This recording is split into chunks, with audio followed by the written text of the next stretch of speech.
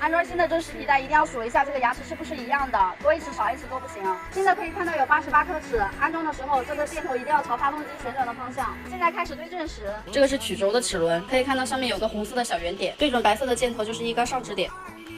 护轮轴也是一样，小圆点对准三角形。其实安装正时皮带的时候有一个通用的小技巧，很多人都是先把张紧轮松掉再安装皮带，这样弹簧会非常紧，皮带会很难装。其实可以在没有装皮带之前用螺丝刀把张紧轮撬到底，然后把螺丝拧紧。现在安装皮带就会很轻松了。皮带装好之后再把张紧轮松掉，这时候弹簧会自动张紧，如果不够紧就用螺丝刀撬一下。皮带不能太紧，像这样可以来回扭90度就可以了。皮带装上之后一定要多转几圈，因为正时对错了有可能会抵气门。现在把皮带轮装上，发动试一下，还不知道能不能打得着。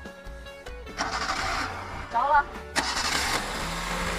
我是小阿兰，这个车算是修好了，给我点个赞吧，一会儿跟我一起学修车。